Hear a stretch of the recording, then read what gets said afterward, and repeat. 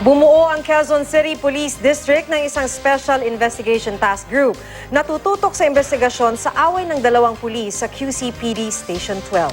Nauwi sa barilan ng away ng dalawa.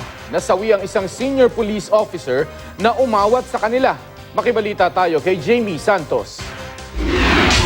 Kita pa ang mga patak ng dugo mula sa labas ng presinto ng Quezon City Police District Station 12 hanggang sa parking lot.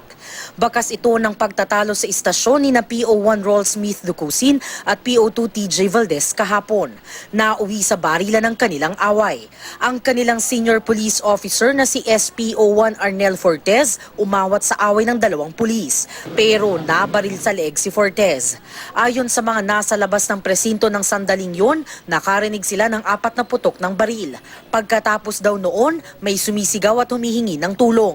May nakita akong may kasama inaalalayan na kahawak-hawak dito yung tiyan. Binawian ng buhay si SPO1 Fortez habang inooperahan sa ospital. Si Ducusin naman unang dinala sa Camp Karingal para ikulong pero kinailangan din daw dalhin sa ospital dahil may tama ng bala sa kanang braso. Nasa kustodiyan na ng mga pulis si Ducusin. Sa ibang ospital naman dinala si Valdez na nagtamo ng tama ng bala sa tiyan at inoperahan kaninang hating gabi. Ayon sa pinsan ni Valdez, dati nang may alitan ng dalawang pulis. Ang kwento ng asawa ni TJ sa asawa niyang babae, pinakita na daw sa yung cellphone na merong threat itong pinsan ko.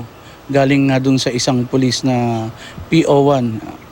Ayon sa hepe ng QCPD na si Chief Superintendent Edgardo Tino, bumuo na sila ng Special Investigation Task Group para tutukan ng investigasyon sa nangyari. Nirelieve na rin daw muna sa pwesto ang commander ng Station 12 na si Superintendent Teresita Escamillan habang nagpapatuloy ang investigasyon.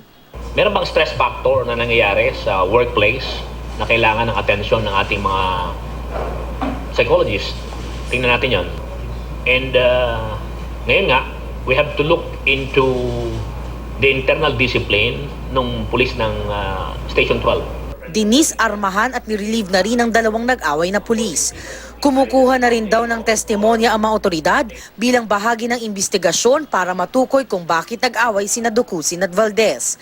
Simple lang po yung napagtalunan nito, no? Yung attendance. Nagsimula nung Monday, nagkaroon ng pagtatalo.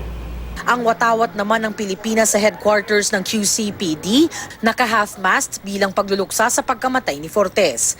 Isinailalim naman sa stress debriefing ang mga pulis sa Station 12 matapos ang insidente. Jamie Santos, GMA News.